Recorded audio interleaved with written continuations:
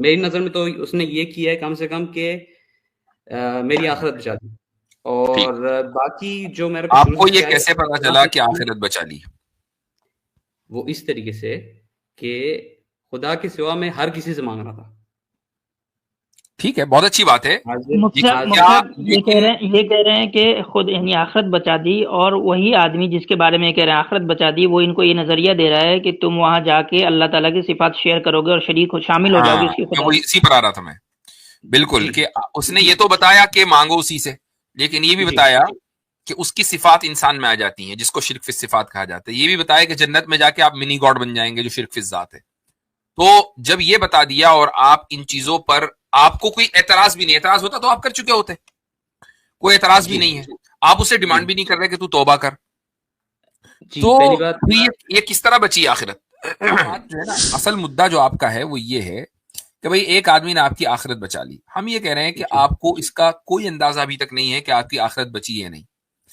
اچھا، ایسا ہو سکتا ہے، یہ بھی ایک بات معلوم ہے، ایسا ہو سکتا ہے کہ آپ کی توحید مضبوط ہو گئی ہو، تھوڑی دیر کے لیے مان لیتا ہو سکتا ہے کہ توحید مضبوط ہو گئی ہو، لیکن اتنا ہی کافی نہیں ہے. آخرت میں سرخرو ہونے کے لیے صرف یہی چیز نہیں ہے کہ ایک آدمی صرف توحید اس کی مضبوط ہو جائے.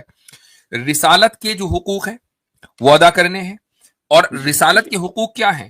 وہ یہ ہیں کہ جس طریقے سے رسول اکرم صلی اللہ علیہ وسلم جو دین لے کر آئے ہیں اس دین پر اسی طرح چلا جائے. ایک آدمی یہ کہے کہ بھائی میں مانگوں گا اللہ سے، ٹھیک ہے، لیکن یہ سب میں کچھ نہیں مانتا، باقی چیزیں بس میں مانگوں گا، نماز پڑھنے کی میں ضرورت نہیں ہے، اپنے حساب سے پڑھ لوں گا، زکوٰۃ دینے کی ضرورت نہیں، بس مانگوں گا اللہ سے. جی بھائی بولیے. New student. السلام علیکم و رحمۃ اللہ. وعلیکم السلام ورحمۃ اللہ. جی آپ لوگوں سے جی آج تو ورائٹی ہے، ایکس اسٹوڈنٹ بھی ہیں، نیو اسٹوڈنٹ بھی ہیں، اولڈ تو ہے ہی سب. جی سب سے پہلے تو میں ایک اپنے بارے میں تھوڑا سا بتانا چاہوں گا کہ نیو اسٹوڈنٹ کیوں کہا میں نے. جی میں ویسے ریسنٹلی انجینئر کو سننا شروع کیا ہے، تقریباً یہ کوئی کچھ مہینے ہوں گے. اس سے پہلے میں آپ کی ویڈیوز دیکھتا تھا، باقی علماء کی ویڈیوز دیکھتا تھا. جنرلی میں بریلوی فرقے سے تھا. سو اس کی یہ میرا پہلا پوائنٹ تھا کہ اگر مفتی صاحب میں ایک بات یہاں پہ ڈسکلیمر کے طور پہ کہنا چاہتا ہوں اسٹوڈنٹ بھائی، ہم یہاں پہ کسی بھی فرقے کے بارے میں کوئی برا مت کہیے گا، ٹھیک ہے؟ آپ کو اگر کوئی پازیٹیو نہیں میں بتا رہا ہوں ایک بات کہ اگر آپ کو کوئی بات رکھنی بھی ہے تو اس طریقے سے نہیں رکھیے گا کہ وہ یہ ہیں وہ ہیں ایک دم جو بالکل یہ ہوتے ہیں، ٹھیک ہے؟ ویسے نہیں، آپ اپنی بات رکھ لیجیے پازیٹیو وے میں، کسی دوسرے کو برا بھلا کہے گا. جی اوکے چلیں ٹھیک ہے، میں اپنے بارے میں بولتا ہوں. چل ٹھیک ہے.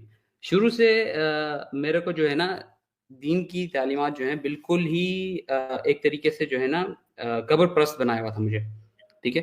اب اس میں کن کی آپ یہ کہنا چاہتے ہیں نا کہ بھئی آپ کے یہاں ایک خاص روایت کے اوپر عمل تھا، قبر پرستی جو بھی ہے، آپ نے انجینئر کی ویڈیوز دیکھی، ان سے آپ نکلے، یہی تو کہنا چاہ رہے ہیں نا؟ جی چلیں پھر کیا ہوا؟ تو میں یہ کہنا چاہوں گا، اگر جیسے کہ آپ نے میں لاسٹ بار بھی آپ کا جوائن کیا تھا، اس سے جو آپ نے آر سی ایم اور رینڈ کارپوریشن اس کے بارے میں کہا تھا، اس سے کافی سال پہلے جب آپ ایکس مسلم سے ڈیبیٹ کر رہے تھے، اس میں بھی میں نے تقریباً آپ کی لائف جوائن کی تھی. کافی عرصہ ہو گیا، اس کے بعد ایکٹیو نہیں تھا. بٹ میرا یہ سوال یہ تھا میرا کہ اگر لیٹس سپوز اینڈ مان لیتے ہیں کہ اگر انجینئر جو ہے رینڈ کارپوریشن یا پھر تھنک ٹینک یا کوئی بھی ایجنسی کا نمائندہ ہے، اسٹل اگر اس نے میرے کو یہ آ کے سمجھا دیا کہ جس طریقے سے آپ چل رہے تھے یہ طریقہ غلط تھا، سو ڈن ہی ڈڈ گڈ، اس نے یعنی کہ میری آخرت بچا دی. اگر میں اسی روایتوں پہ چلتا رہتا تو میری آخرت خراب ہو جاتی. تو میرے لیے تو یہ اچھا ہے کہ وہ چاہے کسی کا بھی نمائندہ ہو، مجھے اس سے فرق نہیں پڑتا، مگر میری آخرت تو بچ رہی ہے نا. تو میرا سوال یہ تھا کہ اگر وہ اتنا ہی برا ہے تو اس کی کچھ نہ کچھ تو پازیٹیوٹی ہوگی، کچھ نہ کچھ ایسا اچھا کیا ہوگا جس کو آپ بتانا چاہیں. میری نظر میں تو اس نے یہ کیا ہے کم سے کم کہ میری آخرت بچا دی. اور باقی جو میرے آپ کو یہ کیسے پتا چلا کہ آخرت بچا لی؟ وہ اس طریقے سے کہ خدا کے سوا میں ہر کسی سے مانگ رہا تھا. ٹھیک ہے, بہت اچھی بات ہے.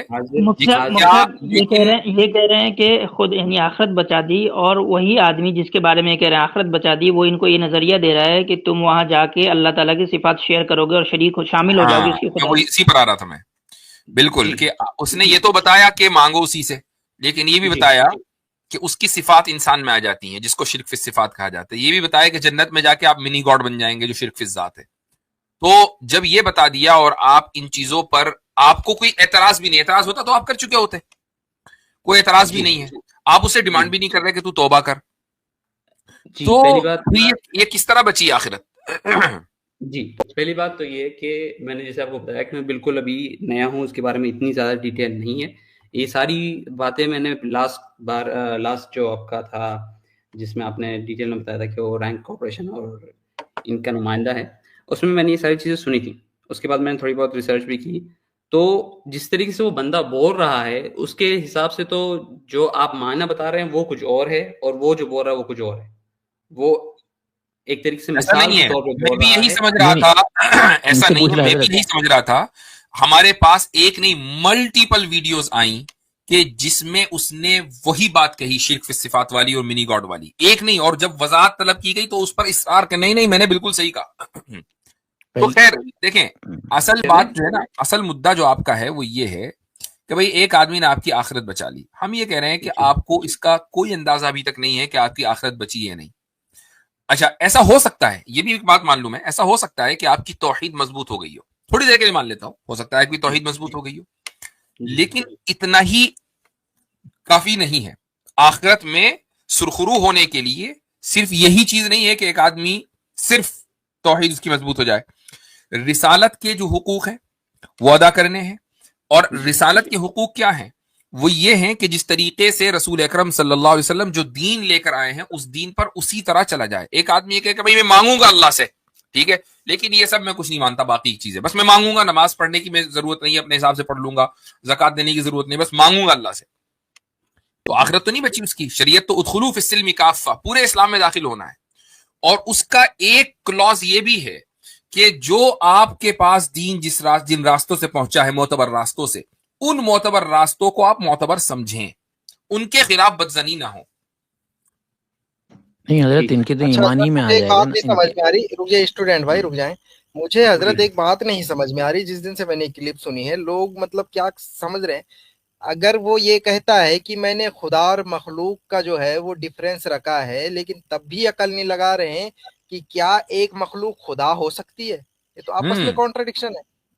جب وہ کہہ رہا ہے یہ ڈفرنس تو ہندو بھی رکھتے ہیں, یہ ڈفرنس تو ہندو بھی رکھتے ہیں, مشرک سارے مشرک رکھتے ہیں کہ جی جو کریٹر ہے رام جی کرشن جی, نہیں, مخلوق اور خالق کا فرق ہے, لیکن عبادت کریں گے ان کی, کیوں؟ چونکہ خدا کی جو صفات ہے کریٹر کی وہ رام اور کرشن میں آ گئی. ان کا بھی یہی ہے سیم کہنا کہ یہ انسانوں میں مانتے ہیں کلاؤں کا ہونا, کہ ایک عام انسان میں 5 سے لے کے 8 کلائیں ہوتی ہیں. رام جی کے اندر جو ہے وہ 12 کلائیں تھی, کرشن جی کے اندر 16 کلائیں تھی. یہی ہے, نمبر آگے پیچھے ہو جائے گا. مطلب ان کے اندر اتنے گن تھے, ان کے اندر اتنے گن ہیں, تو وہی بات یہ کہہ رہا ہے. تو آپ کو میرے بھائی ایک تھوڑی دیر کے لیے مان لوں, آپ یہ کہہ رہے ہیں آپ کی مطابق آپ ایک عملی شرک میں مبتلا تھے, اس کے بعد اب آپ ایک اعتقادی شرک میں آ گئے, تو آخرت کدھر بچی؟ آپ پہلی بات تو میں آپ کو یہ بتا دوں, اگر میرے پاس اتنی نالج ہوتی تو میں انجینئر کو سن رہا ہی نہیں ہوتا. پہلی بات تو میرا دین کی نالج بہت ہی زیادہ لمیٹڈ ہے. میں باقیوں کی طرح یہ نہیں کہوں گا کہ میرے کو سب کچھ پتا ہے, یا پھر جو انجینئر نے بول دیا وہی حرف آخر ہے. نہیں, اگر میں نے یہ کہنا ہوتا کہ انجینئر کا جو حرف آخر جو اس نے بول دیا وہ حرف آخر ہے, تو پھر میں یہ کیسے بولتا کہ جو یعنی کہ شروع سے ہی میرے کو یہ بتایا گیا تھا, اور یہ ایک طریقے سے بچپن سے یہ بتایا جا رہا تھا کہ صرف اور صرف فلاں فلاں فلاں بندے کو سننا ہے, ان کے علاوہ کسی بندے کو نہیں سننا, کسی اور کو نہیں سننا. مگر انجینئر یہ کہتا ہے کہ سب کو سنو, ٹھیک ہے. یہ غلط اسٹیٹمنٹ ہے, یہ غلط اسٹیٹمنٹ ہے کہ یہ نہیں کہتا کہ سب کو سنو. جی آپ کتنی بھی ان کی ویڈیو دیکھ لیں, سب کو سنو تاکہ ان سے بدزنی پیدا ہو جائے, تاکہ تم ان کی تردید کر سکو. وہ اپنے چیلوں کو بھیجتا ہے, ہماری اسٹریموں میں اس نے کتنی مرتبہ اپنے چیلوں کو بھیجا ہے. کل ہی اس کے ایک چیلے نے جو ہے میرا ناک میں دم کیا ہوا تھا میسج بھیج کے کہ میرے سے مناظرہ کر لے، مناظرہ کر لو. میں نے اس کو سائیکائٹرسٹ کا ایڈریس بھیج دیا. پہلے تو سائیکائٹرسٹ سے اپنا مینٹل تو حالت دکھوا کے لا بھائی، تیرے سے مناظرہ کیسے کریں. اور حضرت یہ جو کہا جاتا ہے کہ اپنے بارے میں کہہ سکتا ہوں پلیز کہ لگا کرنا چاہوں گا حضرت، وہ بھی میں آپ کو نہیں کہہ رہا ہوں. پلیز مجھ سے مناظرہ کر لو. ہاں Please نہیں دیکھیے مناظرہ کر لو. وہ یہ کہہ رہا، سنو وہ کہہ رہا ہے کائنڈلی بھاگنا مت. مجھے اتنی ہنسی آئی اس کو سن کر کے بھائی بھاگنا مت ایک طرح کا وہ ہوتا ہے نا کہ آپ دھمکی، وہ آپ کسی کے اوپر اپنی رعب کا اظہار کر رہے ہیں، اس میں اکیلے پلیز کائنڈلی بھاگنا مت. ٹائم قیامت تک ہے تو اس میں پلیز اور کائنڈلی لگانے کی کیا ضرورت ہے. تو اس لیے میں نے کہا بھائی تم پہلے اپنا مینٹل علاج تو کروا لو، تو اس کے بعد پھر بات کر لیں گے. خیر چلیں، ہماری بات ہو گئی. اب آخر میں ہم اپنی سٹریم ختم کرنے سے پہلے بھائی وہ چیٹ جی پی ٹی نے ایک جوک چھوڑا تھا. ہم نے ایک سوال ہمارے سامنے آیا، میں نے نہیں کیا، وہ کسی نے ایک سوال چیٹ جی پی ٹی سے پوچھا. تو جو چیٹ جی پی ٹی نے جواب دیا، مجھے یقین ہے کہ آپ میں سے بہت سے لوگوں نے مختلف دوسری سٹریمز میں بھی اس کو دیکھ لیا ہوگا، لیکن اس کو ذرا سا یہاں پر شیئر کیا جائے تاکہ ہم دیکھیں کہ چیٹ جی پی ٹی نے کیا کہا ہے. جی بھائی عاطف ریان صاحب وہ ہے آپ کے پاس؟ جی حضرت جی ذرا سا وہ سامنے لائیں. ختام مسک تو جب ہی ہوگا نا آج کی سٹریم کا، وہ سامنے آنا بہت ضروری ہے. اچھا حضرت، میں آپ نے نام لیا تھا سولر کا، نہیں اسے چھوڑیے حضرت میری اسٹریم پر ہے، میں وہاں سے اس کو لے کر آ جاؤں اگر آپ کہو تو. ہاں یعنی وہ مجھے صرف وہ اسکرین شاٹ چاہیے. میرے اسکرین شاٹ یہاں دکھ جائے. یہ آ گیا چلیں جی ٹھیک ہے، یہ آ گیا ہے. ٹھیک ہے میں لے رہا ہوں آپ لینے چلے لیں. اچھا اس کو تھوڑا سا بڑا بھی کریں بھائی، زوم ان کریں. میں کرتا ہوں رکیے حضرت. ایک شخص اپنے آپ کو اسلامی اسکالر مانتا ہے، اس کے سینکڑوں فالوورز بھی ہیں، لیکن وہ اسکالر کہتا ہے کہ اصول کہتے ہیں فقہ کی ٹرم میں عقائد کو. چیٹ جی پی ٹی پر یہ بات سبمٹ کی گئی کہ فقہ اصول کہتے ہیں فقہ کی ٹرم میں عقائد کو. تو حضرت چیٹ جی پی ٹی کیا فرماتے ہیں؟ کہتے ہیں یہ تو واقعی کمال کا جوک ہے. کہنے والے نے اصول اور عقائد کو اس طرح جوڑا جیسے فقہ کو بھی حیرت ہو رہی ہو. یہ کب ہوا؟ مجھے تو خبر ہی نہیں، میرے اصول عقائد کو دے دیے. لگتا ہے اس اسکالر نے اصول فقہ کو اصول عقائد بنا دیا اور فالوورز کو بھی مخمسے میں ڈال دیا. بھائی چیٹ جی پی ٹی کو ادراک ہو رہا ہے کہ فالوور کو اسٹوڈنٹس کو مخمسے میں ڈال دیا ہے. ایک اور ہے اچھا سوال وہی ہے، جواب دیکھیں. اب جواب دوسرے انداز سے آیا. یہ واقعی ایک مضحکہ خیز بات ہے. اسلامی علوم میں اصول کا مطلب عام طور پر اصول فقہ ہوتا ہے جو شریعت کے قوانین کو سمجھنے اور ان پر استنباط کرنے کے قواعد و ضوابط پر مشتمل ہے. عقائد کا تعلق ادھر چلا گیا. عقائد کا تعلق علم کلام سے ہے جو ایمان اور دین کے بنیادی عقائد پر بحث کرتا ہے.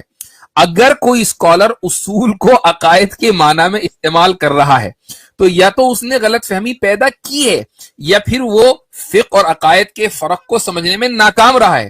آپ کے لیے بہتر ہوگا کہ اس سے وضاحت، نیو اسٹوڈنٹس آپ کے لیے بہتر ہوگا کہ اس سے وضاحت طلب کریں تاکہ معاملہ مزید واضح ہو سکے. لیکن یہ بات سچ ہے کہ ایسی بات سن کر مسکراہٹ آنا فطری ہے.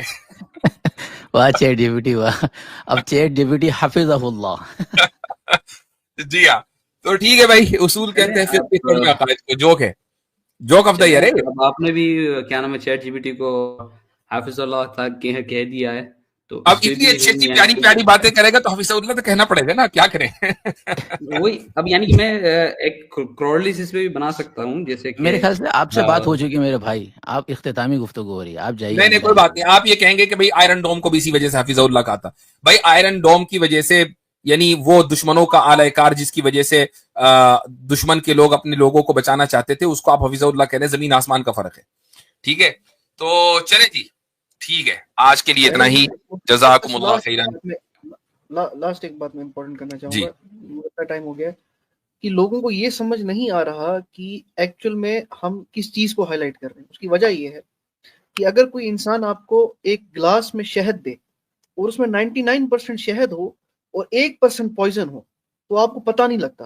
جب تک آپ کسی اسپیشلسٹ کے پاس ٹیسٹ کرانے نہ لے جائیں کہ بھائی یہاں پر 1% پوائزن ہے. اس کی سب سے بڑی مثال جو میرے سامنے مفتی صاحب یہ آئی کہ انجینئر محمد علی مرزا صاحب نے جب یہ کہہ دیا کہ اسٹیٹ کو اختیار ہی نہیں ہے کہ وہ جو ہے نا حجاب انفورس کرائے, اور انہوں نے پورا کا پورا وہ بتا دیا کہ ہارم پرنسپل کے بیس پہ جو چیزیں آئیں گی اسٹیٹ کا کام ہے بس اسی کو انفورس کرے. تو آپ یقین نہیں کریں گے مفتی صاحب کہ انجینئر صاحب کے جو چیلے ہیں وہ میرے کمنٹ سیکشن کے نیچے آ کے, کیونکہ اس پہ میں نے ایک ویڈیو بنایا تھا, وہ یہ کہہ رہے ہیں کہ بھائی پھر کیا ہو گیا اگر ہارم پرنسپل اسلام کے ساتھ جڑ گیا, کون سی بڑی بات ہے. آئی مین یہ سائیکی جو ڈیولپ ہو رہی ہے, یہ جو ہے نا یہ ہائی لائٹ کرنا امپورٹنٹ ہے, جو ہم کر بھی رہے ہیں کہ اگر کوئی بندہ 99 باتیں صحیح کر کے ایک بات آپ کو سوئی مار رہا ہے وہ کو پتہ بھی نہیں لگے گا, اینڈ دس از ڈینجرس. بہت زبردست. چلیں جزاکم اللہ خیرا.